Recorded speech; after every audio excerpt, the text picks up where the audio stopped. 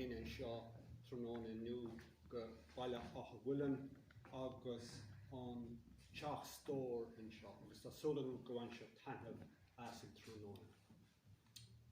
Good evening, ladies and gentlemen, and as Marion said, I'm PJ Maloney. I am the chairman of the Connaught Rangers Association, and I'm very happy to be here among you this evening to mark Heritage Week. And I think it's very important, I suppose, during the COVID restrictions with so many, I suppose, cancellations and different regulations and that we are here today to mark Heritage Week, which is a very important part of our heritage and where there is a strong tradition of helping or contributing to the Heritage Week in Renmore Barracks. During this past week, we would have been busy hosting events, hosting tours in the museum in Doonavillisa, and I suppose they are all cancelled and the museum is not open at the moment. So we're very happy to be here in Ballyglunin to contribute in some small way to Heritage Week. And it's great to see people out and about showing an interest in their heritage. At the moment, this particular year, we're celebrating or commemorating the centenary of the Connaught Rangers Mutiny, which 100 years ago, while the War of Independence was in full flow, word was reaching the Connaught Rangers in India and they mutinied. So we'll talk a small bit about that later on, but this is one of the themes that we are commemorating here today, and as part of the decade of centenary, we are remembering events all that years ago. As well as that, there's a strong connection with the Connaught Rangers, the barracks, and the history of the Connaught Rangers, and also the play where I'm standing here on part of the setting or the scene of the play No Comet Scene. And as Marion said, that the event, the festival that the Three Rings Festival had planned to put on in March, sadly had to be cancelled. There's another connection as well, that serving members of the 1st Battalion, Renmore Barracks, Doonavillisa in Galway, were members of the cast. So there's a strong connection there. And some of the props that you see here and some of the exhibits come from the barracks. So the barracks is very happy to be involved in the contribution to Heritage Week here. I myself have a very strong connection with the Connaught Rangers, as my paternal grandfather served in World War I, and he served in the Mesopotamian campaign, which is present-day Iraq.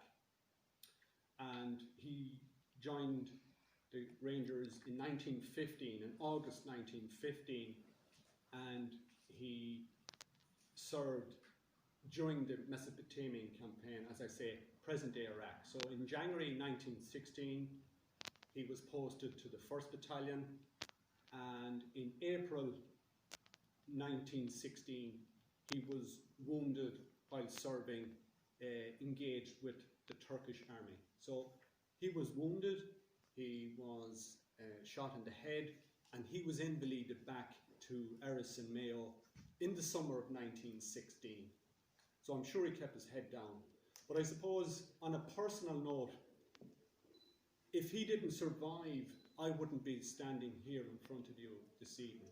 That's how close World War I is to my family. And me, on a personal note, I feel very privileged that I'm able to continue on the tradition, because as well as that, I'm a serving member of the Defence Forces, and in the former depot of the Connaught Rangers, Renmore Barracks, now Doonavillisa Mellows Barracks, named after Liam Mellows. So, and as well as that, as well as the curator of the museum, I'm also the chairman of the Connaught Rangers Association. So there's lots of connections there. So as part of Heritage Week and as part of the living museum that we have here this evening, there are a number of displays on the wall and throughout the storehouse here. And I'll just go through a few of the items that we've seen. I hope maybe some of you took some time to have a look at some of the displays. But the displays we have on the wall there are a collection of photographs and some little bits of information that we had in the museum that we decided that we would display here this evening to give people a bit of an impression or some sort of knowledge of what it was like to be in the army, and in particular the Connaught Rangers. So the Connaught Rangers, their origins go back to 1793 with the threat of invasion from Napoleonic France, and you have a reorganising of militia units into a more organised order of battle and organisation, the army, to defend against attack from Napoleonic France. So the Rangers would have served in the different campaigns throughout wherever the British had their colonial power, but mainly in Africa and in India. Although they began in Portugal during the Peninsular War, they also served in the Crimean War. So some of the photographs are group photographs, and there are some, I suppose, little bits of information. And then down to the corner there, there is a display, I suppose, commemorating the Connaught Rangers mutiny, and in particular a photograph of James Daly, who was the mutineer leader who was executed on the 2nd of November 1920. And there is also a list of all the other mutineers that were charged. They were found guilty, but they were sentenced to penal servitude for life in prison. The only one that lost his life was James Daly, although 2 other Rangers were killed while conducting the mutiny. The second exhibit that we have there is the Connaught Rangers drum.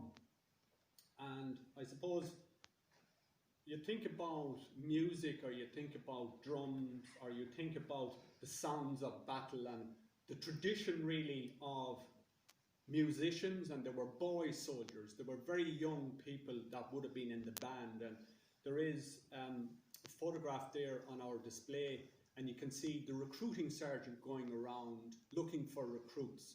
It's a very famous painting by Lady Butler, listed for the Connaught Rangers. So if you wanted to do some further research on that, you can see some of the uniformed soldiers in the red tunic, but you'll also see some bandsmen or boy soldiers, and they are musicians. So the drummer had a very important role in the history of the regiments, where they would keep the marching pace. So every time the left foot hit the ground, you would hear a drum beat. And as well as that, you would sound the bugle, you would sound the call for reveille in the morning.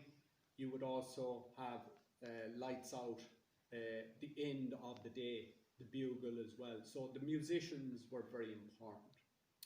As well as that, you also had a lot of ceremony and parades and that. So they played a very important role.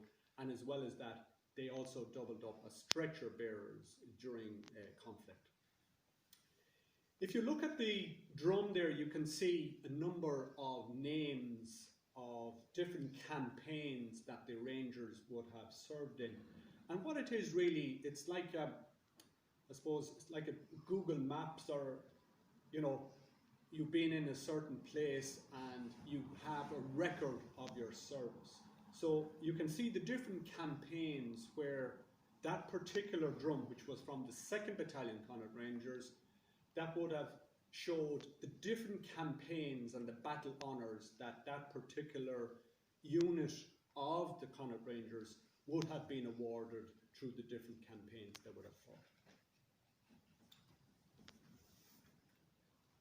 So that brings me on to the next exhibit that we have here, and it's a very important exhibit in my eyes as the curator of the museum in the barracks, and it tells the story, the personal story of a particular individual who served in Rimmore Barracks, and we have his history, and it's a very interesting history. While it is, I suppose, sad in some ways, it's well documented, and it's important that the personal stories of the individual soldiers are told, and it's very important that we show an interest. And if we have some family mementos, or we vaguely think that some members of our family may have served, I think it's important that maybe we would like to find out. So the Hurley family a number of years ago donated this man's uniform, and he was a Sergeant William Hurley. He first joined the army in 1899, and like I mentioned about the band, he was a native of Galway. His father was a businessman, a merchant. He was a butcher and a baker from Merchants Road in Galway, and the young William heard the band of the Connaught Rangers playing in Eyre Square. So he decided he was going to join the army. So that made an impression on him, and he wanted a life of adventure, he wanted a change, he wanted to see the world, and for various reasons people joined the army. And the most important reason that they would have joined the army back then, it was out of pure economic necessity. It was for a job. They needed a job. It was very important that they were able to provide a living for their family, and one of the secure employments was to join the army. So William headed off, he joined the army, and he served in the Boer War, the South African campaign of the Boer War, and he served there from 1899 to 1902. He also then served in India, and he served throughout World War I, survived World War I, and came back to Galway, was on the depot staff in Galway, and served there until 1922, when the regiment was disbanded. So there's one or two interesting points on his uniform there, and to point out to you that he was a sergeant, but he also had a number of chevrons or stripes, little mini stripes on his uniform. And each of them stripes donates a year of professional service throughout World War I. So he was a professional soldier. He wasn't conscripted, he wasn't forced to join, he volunteered. So he was a professional soldier for the duration throughout the war. And there's a fifth chevron or mini stripe on his cuff on his uniform, and it's in the colour red, and it donates that he was wounded. So I suppose being in so many different campaigns, I suppose the potential to be injured or worse was there. He was also very brave, and he was mentioned in dispatches on 5 different occasions. So to be mentioned in dispatches means that your commanding officer or your company commander decided to write a report, and that you carried out some instruction or some particular task way and above the call of duty. So by all accounts, he was a very brave person. And again, his name would have been mentioned in dispatches, and that would have been printed in the London Gazette. And I have copies of the reports that would have been published in the London Gazette, and that would have been on a weekly basis. and Sergeant William Hurley was mentioned 5 different occasions, and it is reported that Winston Churchill made some particular comment about his mention in dispatches. So when the Connaught Rangers were disbanded in 1922, William left the army and he retired and settled down in the city of Galway, and he became the assistant clerk to the Registrar of Births, Deaths and Marriages in the number 2 district in Galway. But he continued to, I suppose, meet, help and contribute to some of his former colleagues who would have been maybe, I suppose, hit hard times after the war, because with their service, their pension may not have been that large. I suppose we talk about generous pensions today, and I suppose maybe we earn them by the hard work, and then we are rewarded then, hopefully, when we get our pensions. But at that stage, I suppose people may not have had, I suppose, any spare cash or any surplus income to provide for their family. So some people would have suffered some destitution or hardship. So William continued to help in any way that he could.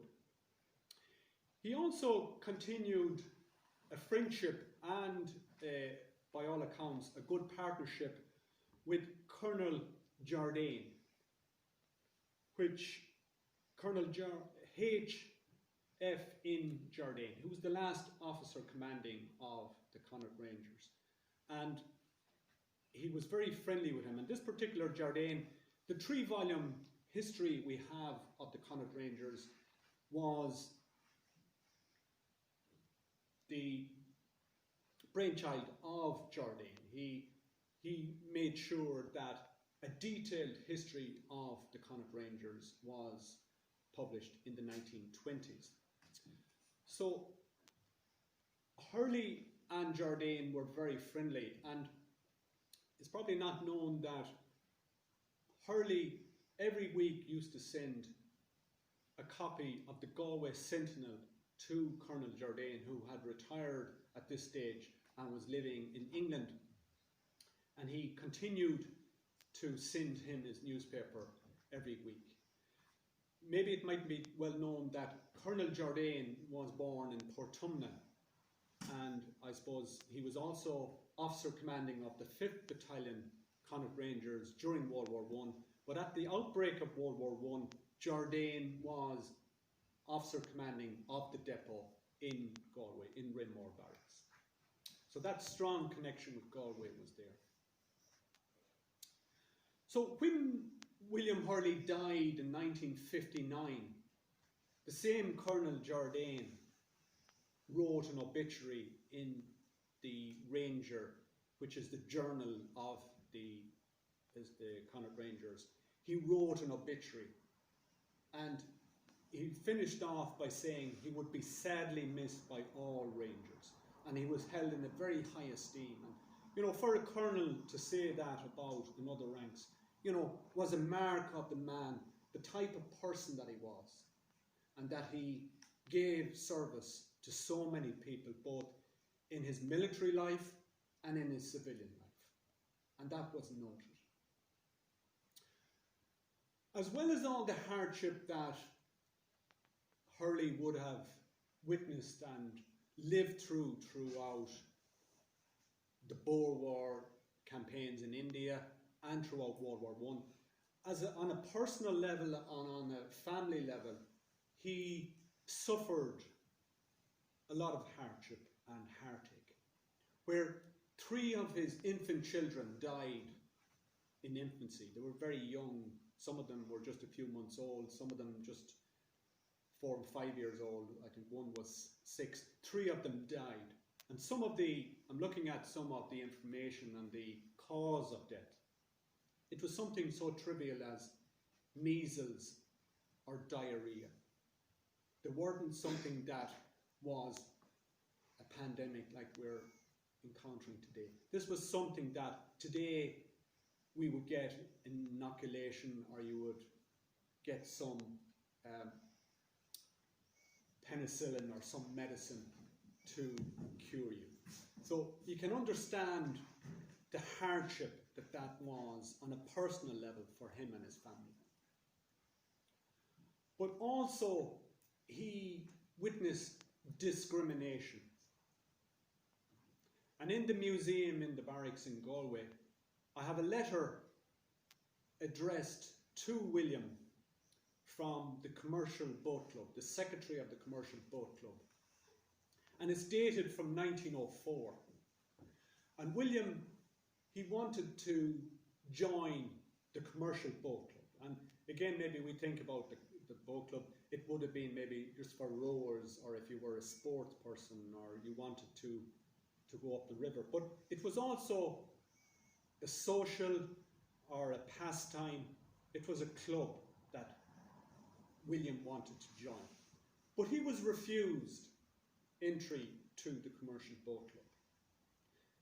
And the reason given by the secretary of the Commercial Boat Club, he was a Mr. Jordan, and he wrote back to him confirming that he was returning his subscription of £1 to join the club, regretting that he had no other reason other than no person in uniform could join the club. So the date here is very important. 1904, the beginning of the Gaelic revival, the birth of new writing about our proud tradition, the Irish tradition, the Gaelic language, plays, a lot of books and articles were written at this particular time, encouraging Irish people to take their own destiny in their own hands. Even though William was an Irishman, he was a Galwegian, a native person who was born in Galway, he was seen as an outsider, and he wasn't able to join a social club. So that must have hit him very hard. And I suppose it's probably an untold part of our history where people felt an outsider even though they were Irish. And that was to make a distinction between the Crown forces and the ordinary Irish person who wanted to make that distinction.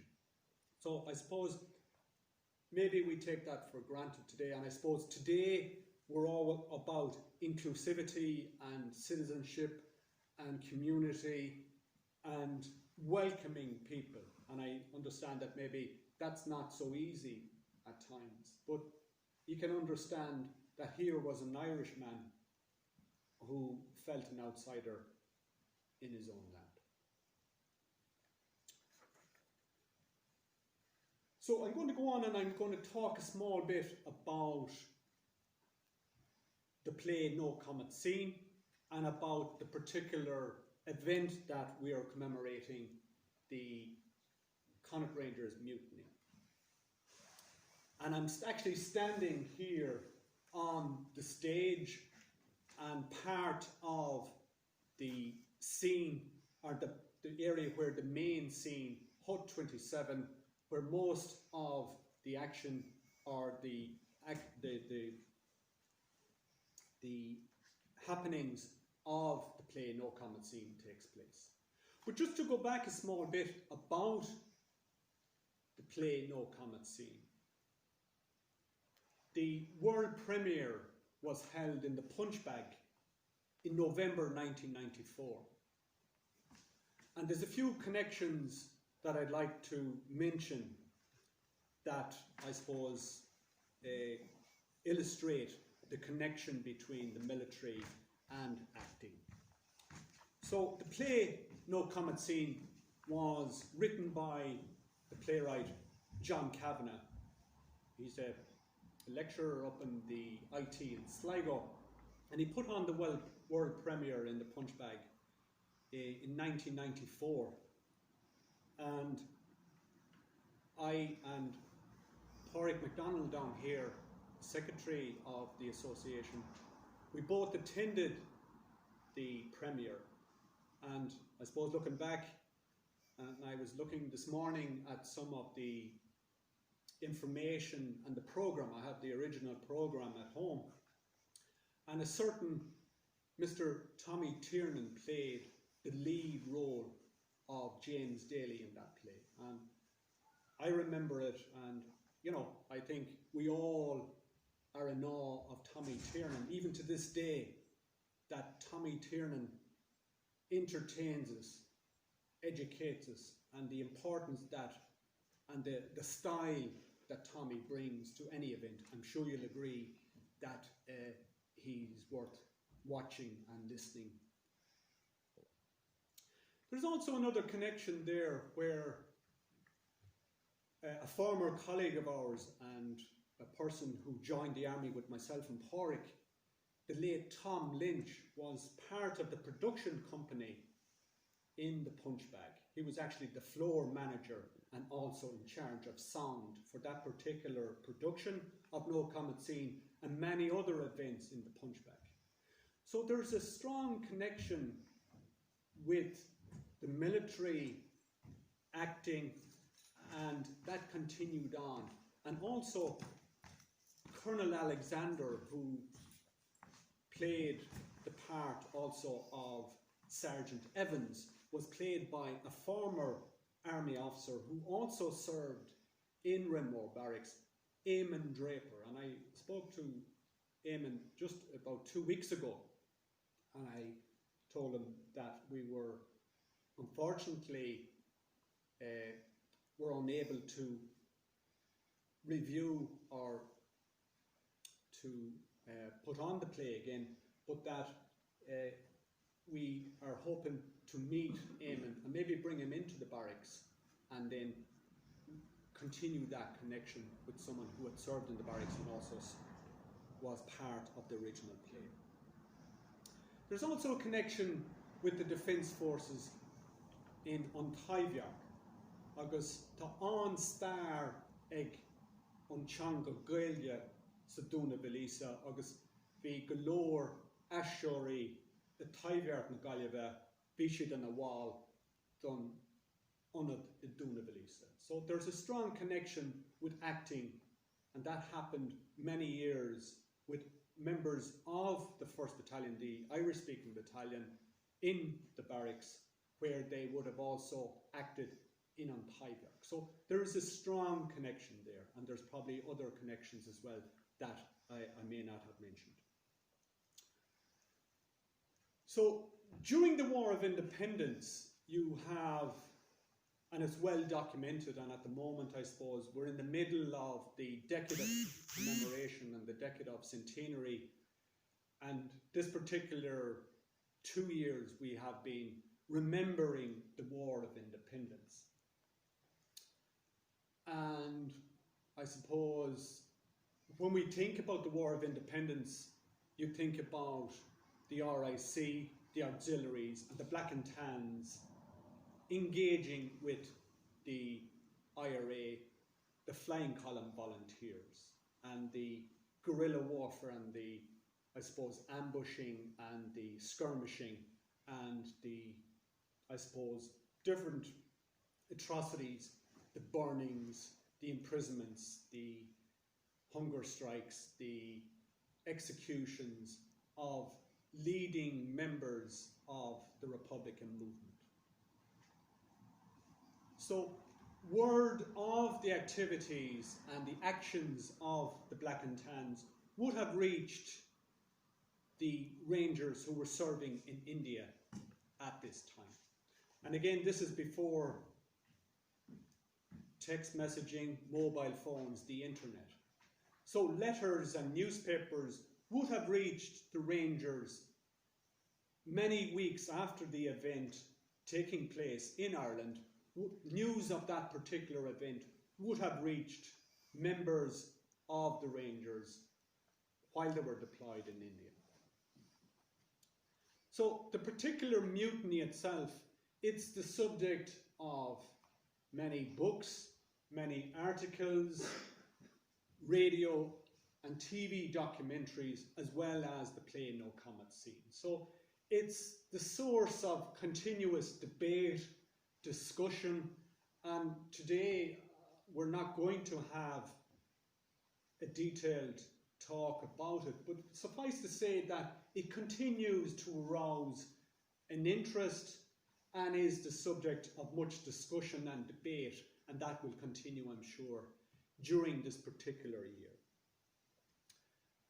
So the word mutiny is a very strong word, and again, if you look up the explanation in the dictionary of a mutiny, you know, it's a pretty serious event and it's a pretty serious crime. And I suppose to be charged with the crime of mutiny, you know, you must have been pretty desperate, and the situation probably, you know, round up and it got worse, that you had to decide, this is so serious that I am going to put my career, I'm going to make a stance, I'm going to jeopardize everything that has gone before and my good service by being the subject or the cause of a mutiny. So that's a pretty serious event in anybody's military life. So sure enough, but the event in the history of the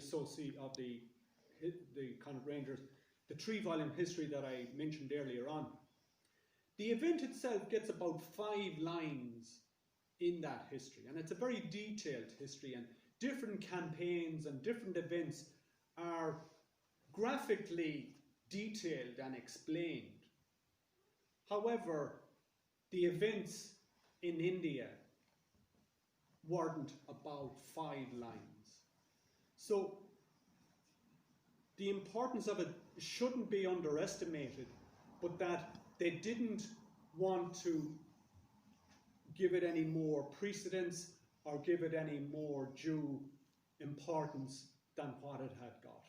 It was seen really as a disgrace. So they didn't write much about it in the official volumes of the history. Like I said, the level of interest has exploded, and different events are being held in different areas around the country, and as an association we are pleased to be involved in a few different events. Sadly, they have all been postponed, but hopefully there will be an opportunity to undergo or to be participating in a particular talk that the association will give, and that is hoped to be held later on in the year. So I would ask people to keep an eye out for that, and that we will have a very detailed discussion and information about the mutiny given by Dr. Tony King, a member of the association, and that hopefully will be held later on in the year. And if we cannot have it on an open event like this, it is hoped that it may be recorded and it will be available on our platform, on our Facebook page and on our website. So that's important. We'll keep an eye out for that.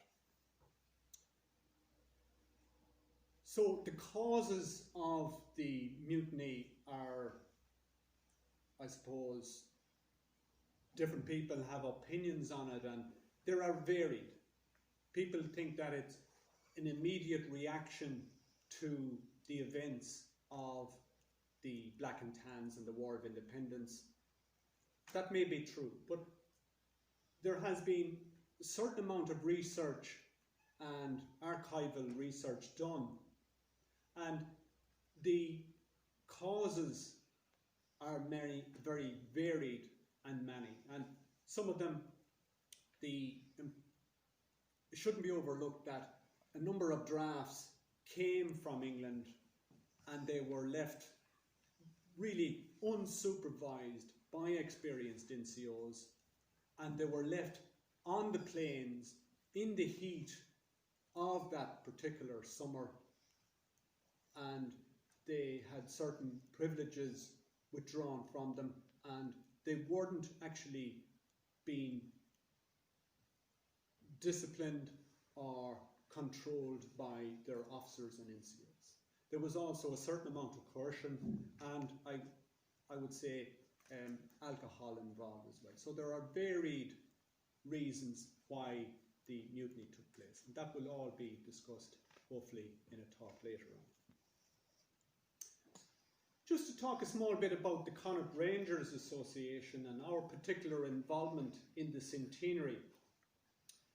On the 28th of June, the exact 100th anniversary of the outbreak of the mutiny, myself and Pádraig MacDonald, our secretary, had the honour and privilege to be invited by the Department of An Taoiseach to be present at the official state wreath-laying ceremony that took place on the 28th of June last in Glasnevin Cemetery.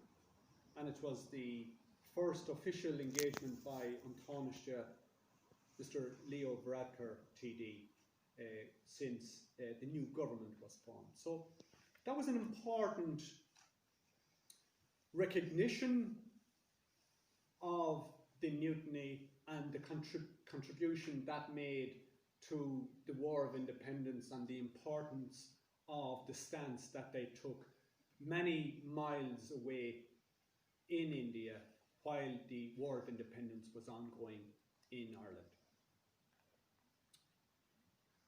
There's also planned another event on the 2nd of November in Tubbercurry, where it is hoped that An Tuachtarán O'Higgins will unveil a memorial to the mutineers in Tubbercurry, and hopefully that will be a mark of the event on a high level. Just to speak a small bit about the Connaught Rangers Association itself. It was formed in 2002 in King House in Boyle, County Roscommon, which was a former barracks devoted to the Connaught Rangers and has a strong tradition and history going back many, many years.